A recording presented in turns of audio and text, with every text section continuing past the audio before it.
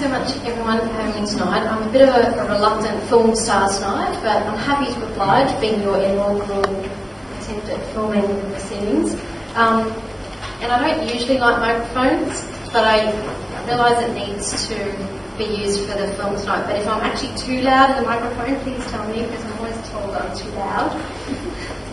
Thanks again so much to Tanya and Michael, who's not here, and Adam and Greg for helping me be here tonight to present on our Aussie Industry Assistance. Now, the star of the show is actually going to be Luke tonight of V2I, because he's actually going to put what I talk about into perspective, so that you know all the things that I discussed tonight is actually possible. Okay, so I'm just going to go through, I guess, what programs Aussie Industry can offer, which is quite a diverse range, so I'm not going to cover them all by any means, and what the assistance is that is available, but in terms of putting it into perspective, that will be Luke's job this evening. So, unfortunately, I'm going to have to ask Frank next as we proceed through the slides, so thanks, Frank. Just quickly, in case any of you aren't from the Gold Coast region, I'm the locally Southport-based regional manager for Southern Queensland, Northern New South Wales. So my patch goes from Brannelly down to Evans Head in Northern New South Wales and out to Gundawindi, Stanford, Warwick and Tenterfield. But we have regional offices in Central Queensland, North Queensland and the Brisbane State Office services in the Greater Port region. But we have brilliant channels by way of our hotline and our website, so please utilise those as well. Now, Oz Industry is part of the Federal Government Department of Industry, Innovation, Science, Research and Tertiary Education. It's quite a mouthful. But Oz Industry is effectively that department's delivery arm. So when the department at a policy level designs new programs of business assistance, they give them to us at Oz Industry, and our job is to deliver them to you as the business sector. And my role specifically is to help raise awareness and work with you as one-on-one businesses to identify what programs may be relevant to your business and help you to access them where possible. We have up to 35 programs, but what I will loosely delineate them between is what we call an entitlement program or a grant program. Now, most businesses tend to use the term grant quite generically. There is a difference. Our entitlement programs mean exactly that. If your business is able to tick yes against the eligibility criteria, then your business is entitled to access that benefit. It usually just then is a process of registering for that benefit.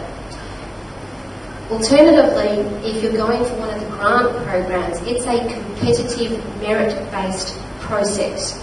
So by force, your business must be eligible to even consider applying, but then you are actually putting together an application against merit criteria, and then you are competing against whatever other applicants are in that particular round, and for that bucket of money that's available at that point in time, and businesses are awarded based on their competitiveness against the merit criteria. So the thing to remember with the grant is you must be eligible, but there is no guarantee. Whereas with the entitlement program, yes, if you're eligible, you're entitled to get the benefit, and my role is certainly to try and ensure that you access that benefit. Thanks, Greg. Oh, go back a bit, thanks. Yeah. Now, I think for you guys, as the IT industry tonight, the one I want to focus on is our research and development programs. This is one of the entitlement programs, so there's picked up a bit more. Now, here you don't have to obviously compete for the assistance, in that if you're eligible, you're entitled to get the benefit. Criteria is that you must be a company. I was actually talking to Frank earlier, and some businesses are often set up as a trust. Trusts are not a structure that the government can contract with, but if you have a corporate trustee that is part of the trust, as long as the corporate trustee is doing the eligible research and development activities, then they are an eligible applicant. So just bear in mind, particularly if you're more a start-up business and you're sort of working out what you want your business structure to look like, most federal government at least assistance usually does require an ACN to try to ensure that you have that sort of corporate vehicle if you intend to engage in government assistance. Now, we've had a revised version of our research and development tax program come out for the current financial year we're in, but we're still taking applications for the 10-11 financial year. So I've got a bit of comparison thing happening. So at the moment, if you've not, as a business, if you have not yet lodged your corporate tax return for your 10-11 financial year, then you've still got until the 30th of April to lodge with us at Oz Industry for any eligible R&D activities that you did in 10-11. But then the R&D tax incentive for the year we're currently in has had more generous benefits and a slightly revised, more targeted definition. So in terms of what you're tracking as eligible R&D activities and quarantining that expenditure, there might need to be a little bit of rejigging in terms of what you are capturing. But as I said, there's still an opportunity until the 30th of April to claim under R&D tax concession.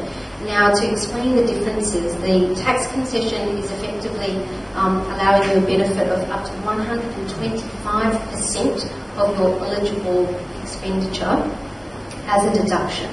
And if you are a company with less than $2 million in R&D expenditure and group turnover of not more than $5 million, then there's an opportunity to have the benefit of that deduction as a refundable tax offset.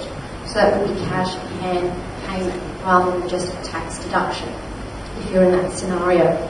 Now with the tax incentive, so this is hopefully going to incentivise you as a business to keep applying, because it does require annual application. Under the incentive, it's more generous benefits. It's now referred to as a 45% tax credit or 40% tax credit.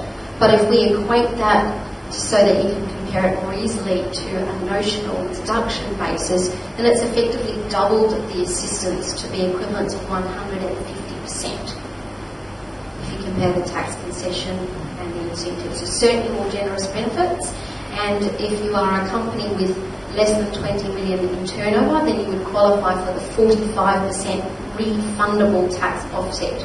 So once the ATO, because it's a duly administered program between the Oz Industry and the ATO, once they would calculate the benefit of that offset under our program, they'll offset any other liabilities that you have from a tax perspective, and then the difference would be refundable to you as a business. Once you exceed 20 million turnover, I'm not sure if there's any in the room, certainly aspire to be heading in that direction, then it comes down slightly to a 40% non-refundable tax credit. So again, where once the net value of that benefit is calculated, then they will just carry that benefit forward to future years for the business. Okay, but again, to compare it back to the concession, they've removed the cap of the $2 million R&D expenditure, so there's no limit there, it's uncapped. And again, there's no limit really other than that $20 million in turnover of the business in terms of potentially qualifying for that refundable offset. Thanks, Frank. Now, I guess the crucial question, because everyone has a different definition of what research and development is, and we have had, as I said, a slight change in definition between the two versions of the program. Under the tax concession, which is the one we're still taking applications for until the 30th of April, we refer to SIE activities, being systematic, investigative, experimental activities. In layman terms, I would say to you, it's a trial and error process, okay? But one that we hope that as a business you are planning your R&D, hence there would be a need for you to have an R&D plan when you apply to us. You tick that you have one, you don't have to submit it at the time, but they may ask for it if you're audited. And the key criteria of what we're looking for in terms of R&D is that it's activities involving innovation and or technical risk.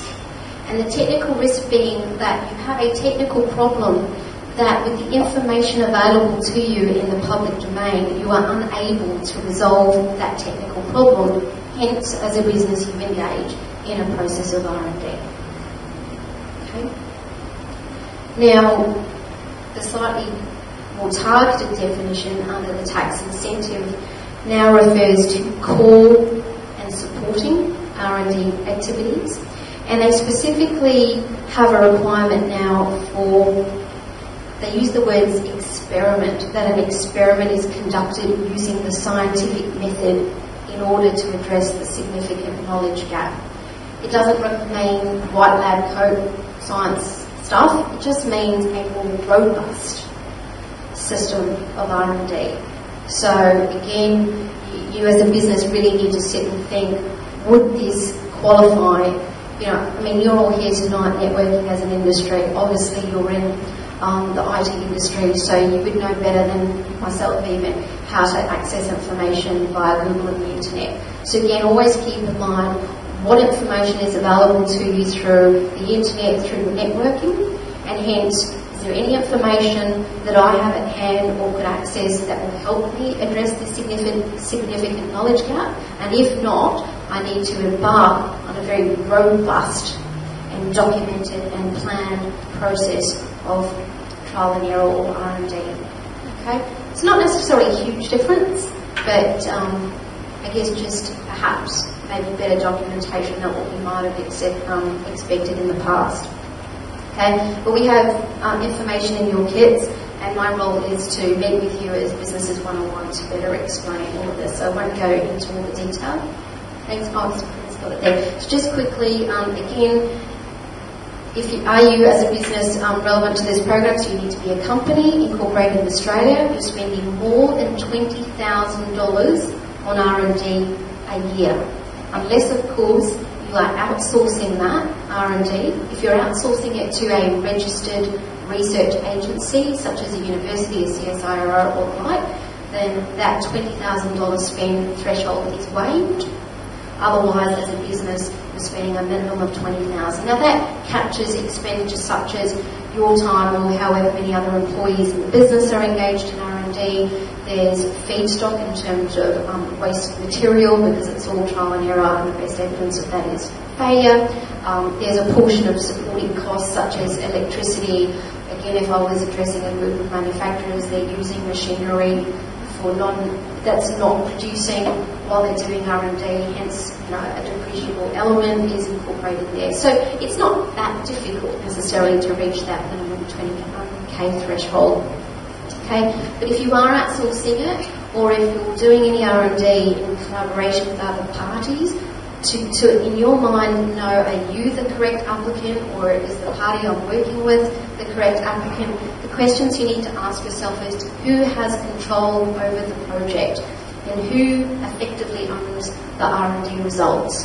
So if you're bearing the financial and the technical risk and you benefit in terms of owning the resultant IP and you stand to exploit that commercially, then you as the business are the applicant. Okay? So a quick process, you've got that 10-month window at the end of every financial year. So if you're all using the 1st of July to 30th of June financial year, you've got to 30th of April the following year. If you use a calendar year, you've got to 30th of October thereafter. To register with Oz Industry First, we ask you to tell us what the R&D activities you did for the year is. We issue you with a number. You use that number when you go to lodge your corporate tax return. So you must register with us before you submit your corporate tax return. That's a key thing to remember. Okay. Now this program's not out yet. It's scheduled for around mid-year. We're hoping maybe around May. Now the program I've just talked about is, yes, it's benefiting the R&D you as a business have already engaged in, but it's a retrospective benefit. This is a grant, so it's upfront monies for an R&D project you're to embark on. But again, it's a grant, so it doesn't have that element of guarantee associated with it. And this one specifically is going to focus on the development of clean technologies. Okay, so clean technology products, processes or services, and anywhere on that spectrum of R&D activities through to proof of concept and or early stage commercialisation as well. So it's great. We haven't had a grant in this space for a little while. It's going to have $200 million available over 5 years under this particular program, and we believe the grants will be a minimum of $50,000 up to $5 million on a dollar-for-dollar basis. So however much you're asking for from us, you would need to have the ability to provide matching funds as well. Okay, so if it launches in around May, then we'd probably be calling for applications in June. So just something to bear in mind, if some of the product development you're doing is in the space of what you could argue as a clean technology product, process or service, then perhaps this could be relevant to your business. So one thing I would suggest at this point is, because we do often, in fact we had another clean technology investment program open today, it's a good idea to go onto our Oz Industry website and register for our email alerts. It allows you to tick box the different sectors that we have assistance across, so that way you automatically are alerted the minute a program in the space that you're interested in becomes available. Thanks, Frank. Now this again is one of our really simple entitlement programs. This doesn't require any innovation whatsoever. This is about keeping your business internationally competitive, where you are importing, whether it be usually import or component goods, or even if you're importing a finished product and you're rebranding and packaging before you re-export some of it, there needs to be a proportion of what you import being re-exported. Then this program is about providing your business with a cash flow benefit by waiving upfront that customs duty and GST. Now obviously that can be anywhere up to 15%, between the 10% GST and up to 5% of duty, depending where it's coming from and what you're importing. So basically duty relief that will keep cash in your business's bank account if you're having to import something and a portion of that is being re-exported. Okay? So let's say you're just importing packaging, and then of the shipment that you bring in, 10% of that product is expected to be exported back out. We would issue you with a special number, it's called your trade exporter, and then you would say to your freight forwarder, when this shipment's coming in, I'd like 10% of that under trade ex, thank you, and effectively 10% of the import duty, the GST on that shipment is waived. So again, great cash flow benefit from the business. Eligibility requirements here, you can actually be a business without an ACM for this one. So that's good too. And ideally we'd like to think that your re-export out is going to be within 12 months.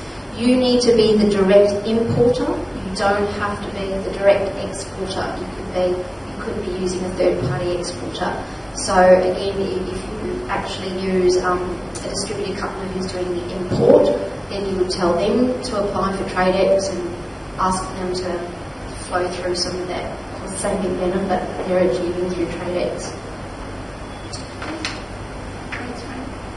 Small business support line. I hope that if none of what I talk about today is of relevance, at least at this stage, to your business, then at least our small business support line and business.gov.au will be. Small business support line was initially created in response to the GFC, so they're highly trained counsellors as well as business experts who own their own small businesses before, and they're there at your disposal to answer questions as well as make referrals. So again, sometimes businesses come across me because they've been referred by the small business support line.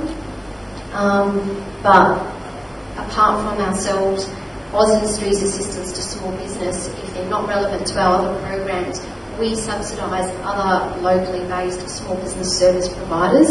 So I'll mention who in the region is available to you for that. But these guys you can ring up with questions about business startup questions, finance, marketing, accounting, retail space questions, etc. So very diverse. Thanks, Frank. They also incorporate the small business credit complaints clearinghouse, so you can funnel that through them as well. Thanks, Frank. Okay, we'll go one more again. Now the two closest, we don't have one of the small business service providers that we fund here specifically on the Gold Coast, but the Ipswich Business Enterprise Centre, which is run by a gentleman called Tony Axford. He lives on the Gold Coast and also services businesses on the Gold Coast, and otherwise down at Tweed and Lismore, the Northern Rivers Business Enterprise Centre. So as a small business, you are able to avail yourself of their mentoring, training and other services either for free or very nominally priced because they are subsidised by us.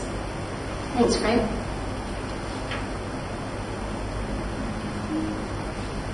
Yep, thanks, Frank. And business.gov.au, you guys are IT experts and you know how much time small businesses spend, even when computer savvy, searching for information.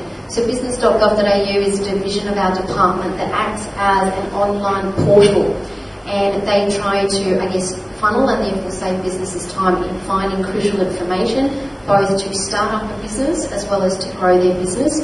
And on the website they have checklists and business type documentation type templates as well, so a very useful site. They also have one of the most up-to-date grant finders, and it's not just for federal government grants or our department's grants, it's across all three tiers of government.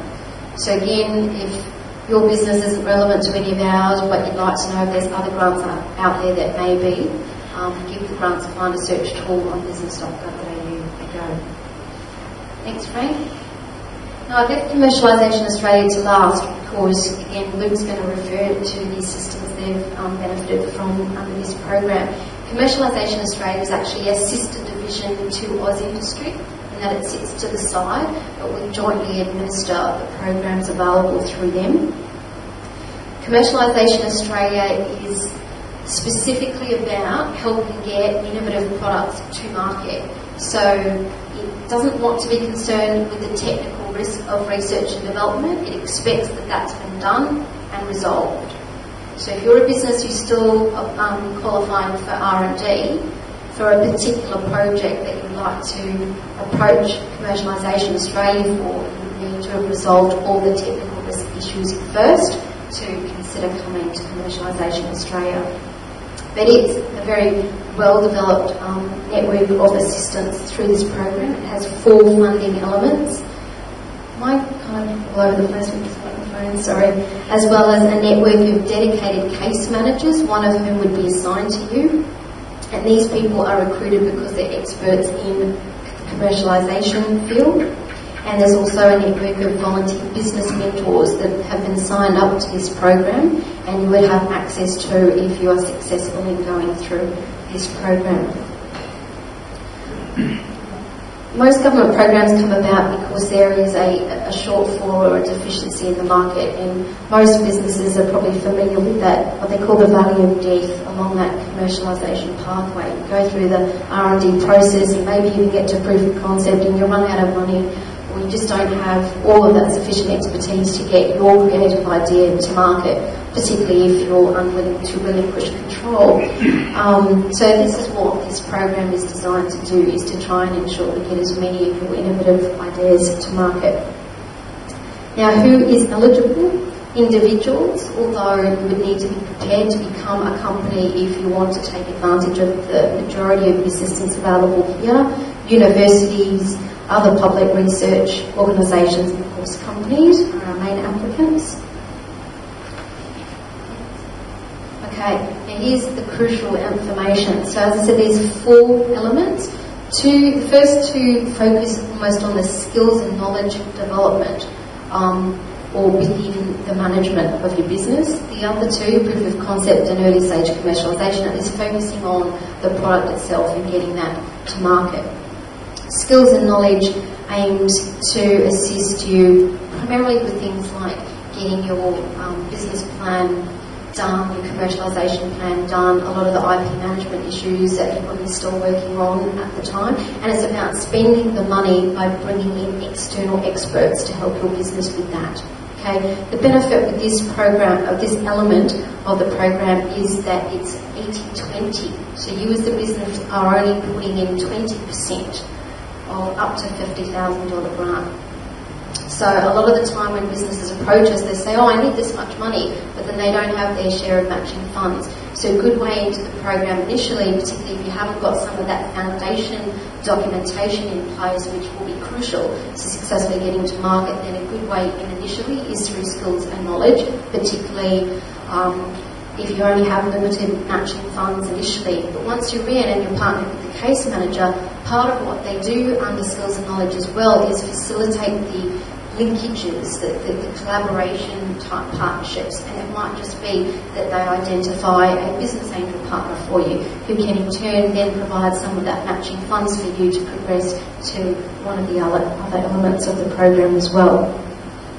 Experienced executives, though, this is excellent because our former version of the program didn't have this, and this is about, obviously you have great management expertise and creativity because you've done that product development, but maybe to hit the particular market that you've identified for your product might be abroad, and you need someone with sales and marketing expertise and particularly with knowledge of that market. So you might need to bring in a sales executive with experience in that market. So this element, experienced executives, is great in that regard, and what it's actually funding is up to 50% of the salary of that, not that you're actually employing them as such, but bringing them into the business for the duration of that project, and it's funding up to $175,000 times 2 years, so a total of $350K for this experienced executive for 2 years.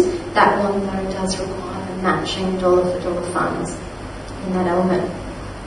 Whereas the proof of concept in the early stage commercialisation, as I said, is focused on the product itself, and whether it be doing some field testing by getting that product out into the marketplace. Again, as I said, you've resolved the technical issues, but what does this product need to look like for the market we think we want to target? You know, do we need to tweak it? Do we need to change the specifications? You know, maybe we need to get certain accreditation to successfully sell in that market.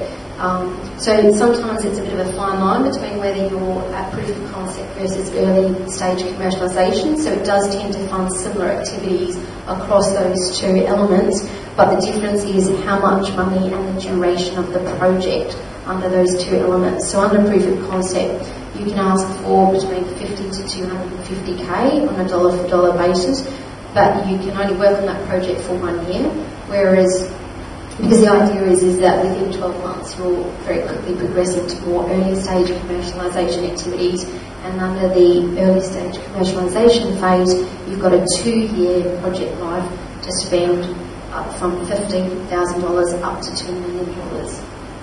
If any of you are familiar with this program previously, when it first launched there was a requirement that if you successfully commercialised you needed to repay the grant.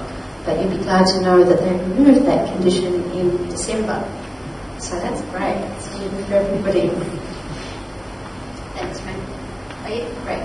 So that's just visually, a bit more visual, that helps sort of identify how the programs work. And just so that you know, you can actually apply for more than one element simultaneously, but usually it would be either your skills and knowledge and experienced exec, so you're focused on the skill area, and either proof of concept or early stage. You couldn't go for proof of concept and early stage usually at the same time. They would expect you to start with proof of concept, and you don't even have to take the full 12 months. You might only need to use those monies and work on a proof of concept project for 3 to 6 months, and then you can come back and have a go at early stage commercialisation. And of course the board, Innovation Australia Board, is an independent committee that makes the decisions on these. As I said, it's a competitive grant. They actually look favourably upon a business who's gone away, successfully worked on the project, successfully acquitted a grant, because that in itself, if you're a business who's never gone for grants before, both winning the grant and then successfully managing the grant process and acquitting the monies per the milestones is also, you know, a task in itself. So that's favourably upon if you do want to come back and have another bite at the cherry. So just quickly, thanks Frank, next one. In terms of what is the merit criteria that you would have to wage an application or business case against, and they're then listed there for you. And apart apart from being eligible, when you first apply under this program, they are straight away going to look at that first one, need for funding. So you do need to make a strong case as to what is it you've already attempted before in terms of funding this project. And it doesn't mean that you've totally exhausted your own funds. It might be that, money sitting or assets sitting in the business or income coming in from other product sales is being earmarked for other sorts of activities. But yes, we've already had a go at raising angel investment, or they're interested but not yet because we need to do some work under skills and knowledge. So I just want to see that you've made an effort with need for funding. So it's not a program of last resort by any means, but you do need to put a bit of effort into that when you do your initial application. And then of course we're looking at the key things: market opportunity, that compelling value proposition, what is the management expertise and capability to execute the project, and of course it's federal government and taxpayer dollars, so they're always looking for what are the national benefits. But that's usually anything from creating jobs to creating a product that's going to be exportable. So that's not a difficult one. Usually it's going to have a flow-through benefit to your industry sector as a whole, etc. Okay, so to apply for Commercialisation Australia, you come in through us initially at Oz Industry, do a stage 1 application, and if we feel that you're eligible and competitive, we'd put you through to Commercialisation Australia. You're partnered with a case manager, and they work with you through to completing an application, and then you wait and see if you successfully get up with the committee. But look, all of that is probably information overload. Hopefully Luke will put all of that a bit more into perspective. But again, if you sort of would like to just, on a separate occasion, sit down with myself and my colleagues who's at Sutton. As I said, we're based in Southport, but we're on the road a lot, and we'll come to you at your business and just hear your story and help you identify which programs are a fit and when and why, and more than happy to do that. So I've got business cards out the back later. Obviously some of this information's in your kit as well, so if you prefer to read that at your own time, that's fine too. Alternatively, as I said, we have also got the hotline, and the website's really good. So please register for those email alerts so that you're also aware of the programs that will be coming out over the next few months. Thanks.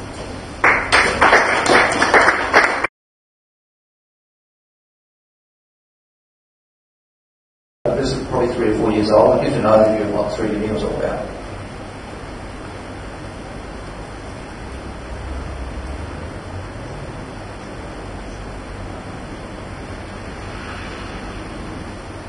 Welcome to 3D. Thank you for joining us. Today's presentation is on our 3D showreel. It represents the last 2 to 3 years of our work, some of our R&D, and some of the projects that we've been involved in.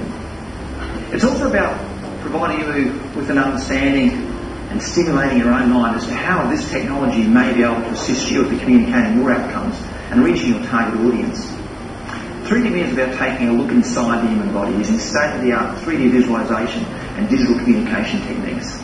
It's about helping us all understand complex health issues. It's about helping us learn in a different way or teach in a different way.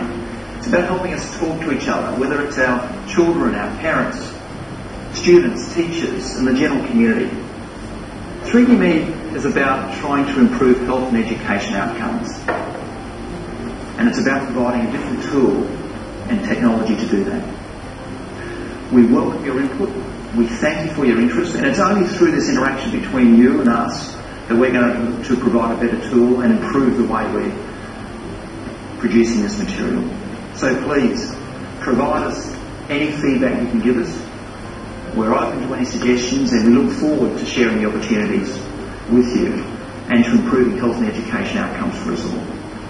Thank you for your interest, and I hope to see you again soon. Bye for now.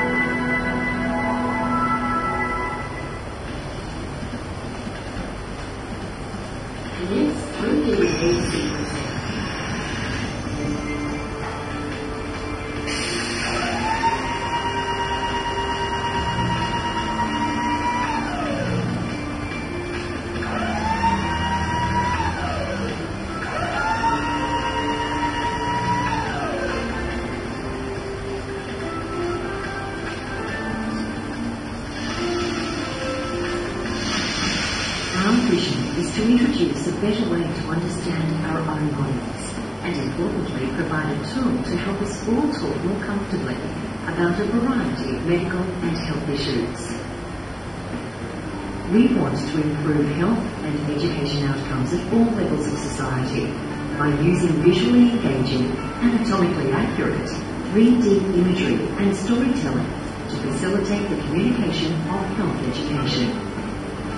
3DMe introduces state-of-the-art 3D visualization and multimedia techniques to enable a clear and simple tool to improve communication and understanding between students of all ages, patients and allied health professionals, parents and the broader community. Using these modern visualization techniques, we are able to accurately, digitally model up any macroscopic or microscopic part of the human body and view it from any angle in a clear and concise manner. This material can be delivered in a simple click-and-play multimedia presentation, including voiceovers and visual graphs, either on a DVD, via the web, or app-style download. 3DMe has exceptional sales and marketing application. It can also be delivered in a specific viewer, which will enable the health professional, teacher or salesperson to navigate around a particular model, providing their own specific input. We are able to peel back the layers for everyone to see what really is causing the pain and how medical treatment will help, and then how appropriate medication and rehabilitation exercise will heal a particular ailment, or to explain a specific physiological or pathological process. The applications are as diverse as the human body itself. Clearly demonstrated implant and surgical procedures is another exceptional specialty of 3DMe. Just imagine clear, simple communication between students, teachers, patients and health professionals. The ability to reduce fear and anxiety, and a tool to improve patient rehabilitation because we are able to clearly see the ramifications of non-compliance. We will bring captivating digital technology into the day-to-day life of consumer health awareness and patient health professional relationships.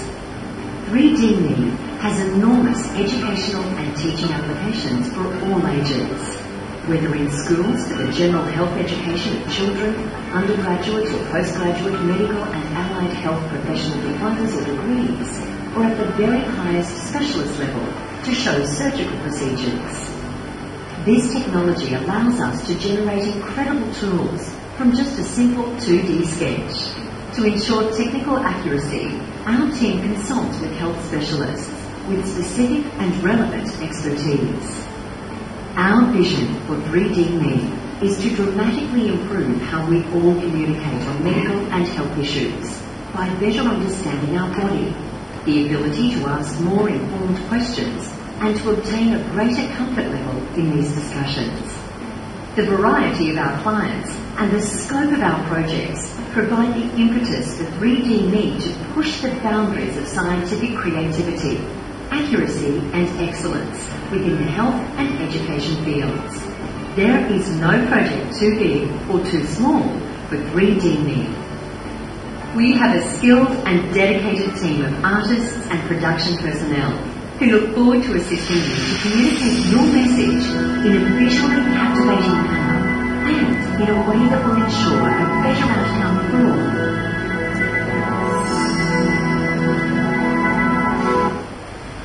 I guess part of an interesting journey for us is that we probably spent well over $500,000 getting to that stage, self-funded. Nobody, we would talk, we go to a whole range of meetings, and it was a real challenge. What we then decided to do was spend more money and develop a sample project. We actually developed a community-based message on crystal meth. What happens to you when you take ice? Because at the time, probably 4 or 5 years ago, it's still very big now, but it was certainly going through a big craze back then. And so we put together a presentation, again self-funded, but once we had that presentation, we then go and show people what we were talking about. As a result of that, we managed to get a very small little grant, but it was a grant, In fact, I think it was, in addition to the R&D, it was our first sort of next grant phase. It was a $25,000 grant that we got with Drinkwise. You've seen the ads on television, I drink a beer and some, so they drink wise. And we then partnered with Lions Club of Australia, because they have a very strong drug and alcohol group and philosophy. And we developed a DVD presentation called Alcohol in the Brain. And it was just simply about trying to show people what happens when you drink alcohol. It wasn't about not drinking alcohol, it was just simply when you drink alcohol, be aware this is what happens, and then make your own decisions. So we're all about providing the facts and letting people make their own decisions. So what I'd like to do is show you that presentation. And the interesting thing now, the presentation you're about to see, in fact I'll do that after you see the presentation.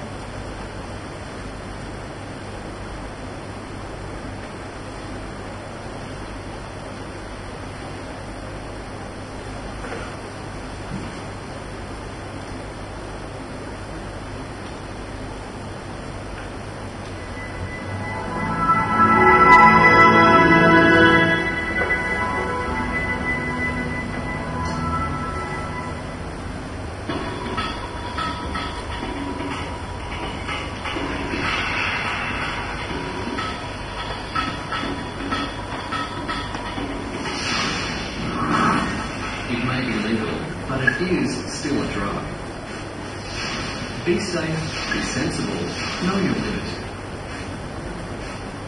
Alcohol is a drug too. Think before you drink. Your body belongs to you. The purpose of this presentation is to help you understand the impact that alcohol has on your brain and the damage it can do. Our goal is to provide you with information which will enable you to make informed choices in relation to safe alcohol consumption. Did you know? Healthy people metabolize alcohol at a fairly consistent rate. As a rule of thumb, a person will eliminate 1 standard drink or 10 mils of alcohol per hour. And remember, it's not how many drinks you have, but how much alcohol you consume. Several factors influence this rate, including gender, age, height, weight, general health, the presence of food in the stomach, the concentration of alcohol in the drink, and prescription or illicit drugs taken by the person. It's the blood alcohol concentration, or BAC, which is the key to why we are affected by alcohol.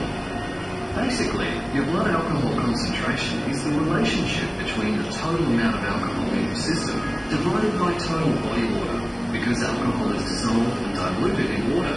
So that's also why drinking lots of water with any alcohol consumption is a really good thing. The BAC